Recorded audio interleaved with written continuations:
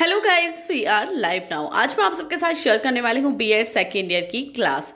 BEd की classes किस time से होंगी एंड आपकी एमएससी की क्लास किस टाइम से होगी, किस टाइम पे आपके लिए वीडियो अपलोड होगी, वो टाइमिंग मैंने कम्युनिटी टैब में शेयर की हुई है। So you can go and check out. BEd के स्टूडेंट बीएड के टाइम पे अपनी वीडियोज देख सकते हो एंड जो एमएससी के स्टूडेंट है वो एमएससी के टाइमिंग पे अपनी डेली एक न्यू वीडियो देख सकते हो। तो आज मैं शेयर करने वाली हूँ बीएड सेकेंड ईयर का कोर्स, जो कि है आपका गांधी जी की नई तालीम से, एंड उसका मोस्ट इंपॉर्टेंट टॉपिक है वर्धा योजना, Wardha scheme of education. Long में आपका क्वेश्चन आता है। आज इसका मैं फर्स्ट पार्ट शेयर कर रही हूँ। सेकंड पार्ट अपलोड होने के साथ ही साथ आपको लिंक डिस्क्रिप्शन में मिल जाएगी। ये बुक्स आप डाउनलोड भी कर सकते हो अगर आप मेरे से डाउनलोड करना चाहते हो, या आप स्क्रीनशॉट भी ले सकते हो। सभी की लिंक डिस्क्रिप्शन में है। बीएड की डेली एक क्लासेस चल रही हैं क्योंकि आपके एग्जाम होने हैं, तो उसके रिगार्डिंग आपको डेली एक नोट्स टाइप की वीडियोस मिल जाती हैं। सो वर्धा योजना क्या थी, गांधी जी ने दी थी, इसके बारे में सबसे मेन तो आपको वो पता होना चाहिए। ये आपका बीएड फर्स्ट ईयर में भी था, बट बीएड फर्स्ट ईयर में सिर्फ एक टॉपिक था एंड यहाँ आपकी पूरा एक सब्जेक्ट है जो कि गांधी जी के बारे में है। गांधी जी की नई तालीम इसी ईयर एडेड हुआ है, तो आपको क्वेश्चंस भी नहीं पता कैसे बनेंगे। उस सब के लिए भी मैंने एक स्पेशल वीडियो शेयर की थी, सिलेबस ऑफ गांधी जी की Nai Talim. You can go and check out the video. Start कर देते इस टॉपिक को, ठीक है। अंग्रेजों की द्वैत शासन प्रणाली से भारतीय संतुष्ट नहीं थे, वे उसकी समाप्ति की मांग कर रहे थे। समय की नब्ज पहचानते हुए ब्रिटिश संसद ने 1935 में भारत सरकार अधिनियम, ठीक है, 1935 पास किया था और यह अधिनियम 1937 में लागू किया गया था। इस अधिनियम से भारत में द्वैत शासन की समाप्ति हुई और प्रांतों में स्वशासन स्थापित हुआ। उस समय भारत 11 प्रांतों में विभाजित था और इन 11 प्रांतों में से 7 प्रांतों में कांग्रेस मंत्रिमंडल थे और एक नए युग की शुरुआत हुई थी। यानी कि जो वर्धा स्कीम की स्टार्टिंग हुई थी ना, उसका फर्स्ट पॉइंट यही है कि एक ऐसा शासन चल रहा था जिससे भारतीयों को संतुष्टि नहीं थी, कि वो खुश नहीं थे। तो उस टाइम पे ब्रिटिश संसद ने 1935 में गवर्नमेंट ऑफ इंडिया एक्ट पास किया था, जो कि 1937 में स्टार्ट हुआ था। और उस टाइम जो आपके 11 प्रांतों में से 7 में कांग्रेस की सरकार थी, तो आप समझ सकते हो उस समय जो राष्ट्र का नेतृत्व था वो गांधी जी के हाथों में था। उन्होंने 11 अगस्त 1937 के अखबार में प्रांतीय सरकारों को 7 से 14 वर्ष के बच्चों की शिक्षा का भार अपने ऊपर लेने का सुझाव दिया, ठीक है। यहाँ से उसकी स्टार्टिंग हुई। जो आपकी वर्धा स्कीम है ना, वो उसकी स्टार्टिंग यहाँ से हुई। और आप देख सकते हो कि 7 से 14 वर्ष के बच्चों के लिए ये स्कीम थी, ठीक है। ये जो पॉइंट्स है वो मैं आपको बताती रहूंगी क्लास के साथ आप नोट डाउन कर सकते हो। कॉपी पेन लेके आप स्टार्ट हो जाइए, स्क्रीनशॉट भी ले सकते हो, बट आप नोट कर लोगे तो आपको पॉइंट्स याद रहेंगे, बाकी मैं समझाई दूंगी, ठीक है। तो उसके बाद उन्होंने सुझाव दिया। तो उसके बाद 2 अक्टूबर 1937 के हरिजन में लिखा था कि प्राथमिक शिक्षा 7 वर्ष या इससे अधिक समय की हो और इसमें अंग्रेजी को छोड़कर वे सब विषय पढ़ाए जाएं जिन्हें मैट्रिकुलेशन यानी कि हाई स्कूल परीक्षा में पढ़ाया जाता है। साथ ही साथ किसी हस्तशिल्प या उद्योग को निर्माण अनिवार्य रूप से पढ़ाया जाए। और गांधी जी के इन विचारों से देश में एक नई शैक्षिक क्रांति का शुभारंभ हुआ था, ठीक है। गांधी जी का जो एजुकेशनल थॉट्स थे वो क्या थे, लास्ट वीडियो में मैंने शेयर किए हैं। अगर आपने अभी तक वीडियोस नहीं देखी हैं, आप जाइए एंड प्लेलिस्ट चेकआउट कर लीजिए। बीएड की सभी वीडियोस आपको मिल जाएंगी, सभी सब्जेक्ट की क्लासेस मिल जाएगी, ठीक है। तो समझ आ गया। 7 to 14 ईयर के स्टूडेंट के लिए था और उनके लिए क्या था, इंग्लिश सब्जेक्ट को तो छोड़ दिया जाए और किसी हस्तशिल्प या उद्योग का जो सब्जेक्ट है उसे शामिल किया जाए, ठीक है।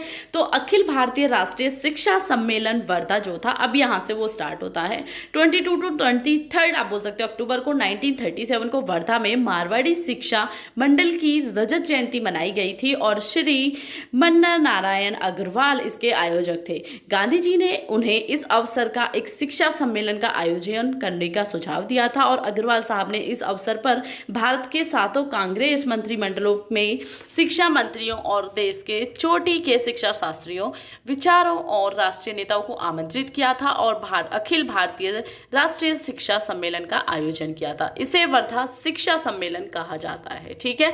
यानी कि जब गांधी जी ने सुझाव दिया उसके बाद उन्होंने एक मंत्रिमंडल की एक मीटिंग रखी थी और उसमें उसे ही जब वो आयोजन किया गया, जब वो डिसाइड किए गए, तो उसे वर्धा योजना कहा गया था। सभापति पद से बोलते हुए गांधी जी ने अपने शैक्षिक विचार प्रस्तुत किए थे और उन्होंने तत्कालीन शिक्षा को अपव्ययपूर्ण और हानिप्रद बताया। उन्होंने प्राथमिक शिक्षा के संबंध में 7 मूल बातें कही थी। पहली यह है कि देश में 7 से 14 वर्ष तक के बच्चों के लिए जो शिक्षा है वो फ्री होनी चाहिए, ठीक है। तो उन्होंने 7 चीजें दी थी और वो जो 7 पॉइंट है ना, वो आपको अभी तो लग रहे थ्योरेटिकली, वो 7 पॉइंट आपको बहुत अच्छे से आने चाहिए और उनमें से एक में भी मिस्टेक नहीं होनी चाहिए। तो फर्स्ट तो है कि आपकी एजुकेशन फ्री होनी चाहिए। ये वर्धा योजना का इंट्रोडक्शन था। क्लियर हो गया होगा, आपको कोई डाउट नहीं है। फिर भी कोई डाउट है आप कमेंट करके पूछ सकते हो। आपको अदर वीडियोस देखनी है तो आप प्लेलिस्ट चेकआउट कर सकते हो। आपको मेरे नोट्स या इन बुक की PDF बुक चाहिए तो वो लिंक डिस्क्रिप्शन में है। सिर्फ आपको चेकआउट करना है, आपको टाइम देना है, थोड़ा सा माइंड यूज करना है कि आपको सर्च करनी है। अदरवाइज सब कुछ अवेलेबल है मेरे इस चैनल पे। सो फर्स्ट पॉइंट था 7 पॉइंट्स में से। फर्स्ट वन इज कि आपकी जो एजुकेशन है 7 to 14 ईयर के स्टूडेंट के लिए वो अनिवार्य होनी चाहिए, यानी कि कंपलसरी होनी चाहिए और फ्री होनी चाहिए। सेकंड थी कि जो शिक्षा है वो सभी के लिए समान होनी चाहिए। ऐसा नहीं है कोई किसी जाति से तो उसके लिए अलग हो, कोई किसी धर्म से है उसके लिए अलग हो, नहीं, वो सबके लिए एक्यूरेटली एंड समान अधिकार के साथ होनी चाहिए। तीसरी ये है कि जो शिक्षा देश की ग्रामीण जनता की आवश्यकताओं के अनुरूप हो। चौथी ये थी कि इसमें भाषा, गणित आदि की शिक्षाओं के साथ साथ बच्चों को सफाई, स्वास्थ्य रक्षा, भोजन के नियम और माता पिता के कार्यों में हाथ बटाने की शिक्षा भी दी जाए। यानी कि जो फोर्थ पॉइंट है वो मोस्ट इंपॉर्टेंट था। जैसे कि हमने अपने टाइम पे सब्जेक्ट्स पढ़े थे, ठीक है, तो हिंदी, इंग्लिश, मैथ ये होनी चाहिए। हालांकि वो इंग्लिश के सपोर्ट में बिल्कुल भी नहीं थे गांधी जी। तो कॉमन सब्जेक्ट के साथ साथ बच्चों को सफाई भी सिखानी चाहिए, स्वास्थ्य रक्षा भी सिखानी चाहिए और भोजन के नियम भी बताने चाहिए और माता पिता के कार्यों में हेल्प भी करनी चाहिए। उनका चाहे कोई भी वर्क हो उस वर्क में उन्हें हेल्प करनी चाहिए। तो मेनली जो गांधी जी का मोटो था वो था एक स्टूडेंट को अपनी लाइफ स्टाइल के लिए तैयार करना। लाइफ में वो जो जो स्टेज देखता है उस सब के लिए उसे तैयार रखना। ज़रूरी नहीं है वो उस एजुकेशन ले रहा है तो एजुकेशन से मतलब सिर्फ इतना है कि वो डिग्रियाँ ले, उसे अपनी घर का काम, उसे अपनी लाइफ स्टाइल का काम, वो अगर कृषि के परिवार से है तो उसे कृषि का काम, ये सब आने चाहिए। ये गांधी जी का विचार था। फिफ्थ पॉइंट था उनका कि जो आपकी एजुकेशन है वो आपकी मदर टंग में यानी कि मातृभाषा में होनी चाहिए। और छठा यह है कि इसमें कृषि और भारतीय हस्तकौशलों की शिक्षा दी जाए। और सातवीं तथा अंतिम यह थी कि समस्त स्कूलों में होने वाले उत्पादन से स्कूलों का व्यय निकलना चाहिए।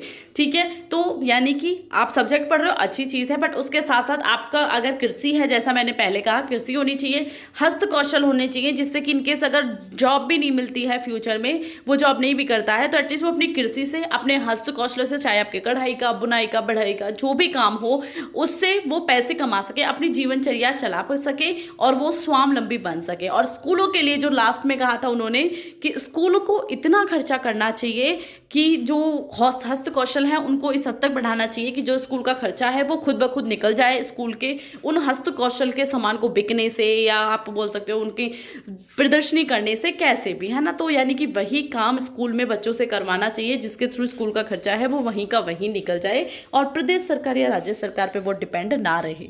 इसमें आगे गांधी जी कहते हैं कि इस शिक्षा को प्राप्त करने के बाद बच्चे अपने जीवन में कमाने योग्य होने चाहिए। और गांधी जी के इन विचारों पर खुलकर चर्चा हुई और अंत में निम्नलिखित प्रस्ताव पारित हुए। फर्स्ट था कि राष्ट्र में 7 to 14 ईयर के जो बच्चे हैं उन सभी के लिए एजुकेशन कंपलसरी होगी और फ्री होगी, यानी कि प्राथमिक शिक्षा की व्यवस्था की जाएगी। सेकंड था शिक्षा का जो माध्यम है वो मातृभाषा यानी कि आपकी मदर टंग होगी, वो आपकी चाहे हिंदी हो, तमिल हो, कोई भी हो, ठीक है। थर्ड थी कि जो शिक्षा है शिक्षा किसी हस्तकौशल के माध्यम से दी जाए, यानी कि जो आपके स्किल्स होते हैं, ठीक है, हैंड स्किल्स होते हैं, उसके थ्रू भी दी जाए, हस्तकौशलों के थ्रू दी जाए। फोर्थ था आपका इस स्तर का पाठ्यक्रम बच्चों को अपनी आवश्यकताओं के आधार पर बनाया जाए, यानी कि बच्चे की आवश्यकता क्या है, कृषि बेस, अगर वो गांव से है, कृषि बेस है, तो बच्चे को कृषि की शिक्षा दी जाए, उसी के अकॉर्डिंग उसका करिकुलम डिसाइड किया जाए।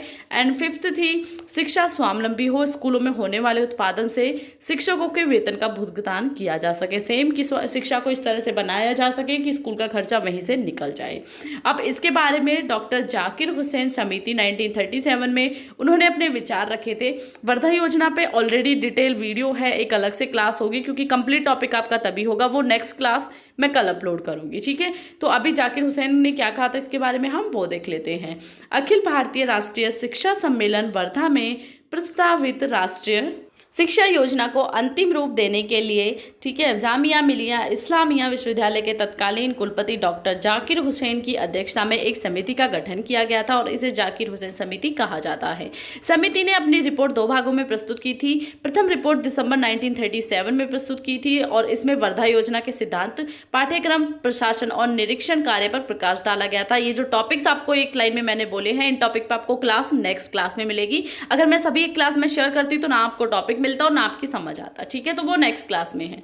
और दूसरी रिपोर्ट में उन्होंने शेयर किया था अप्रैल 1938 में, जिसमें उन्होंने आधारभूत हस्तकौशलों से पाठ्यक्रम के अन्य विषयों का सहसंबंध स्थापित किया था, स्थापित करने पर प्रकाश डाला था। और इस समिति ने इस योजना को बुनियादी तालीम का यानी कि बेसिक एजुकेशन का नाम दिया था। अब बेसिक एजुकेशन में आपकी ये सारी चीज़ें कि पाठ्यक्रम क्या था, प्रशासन क्या था, फायदे क्या थे हस्तकौशलों के, वो सब आपका नेक्स्ट क्लास में आपको मिलेगा। आई होप ये क्लास आप सबके लिए यूजफुल रही होगी। So thank you for watching.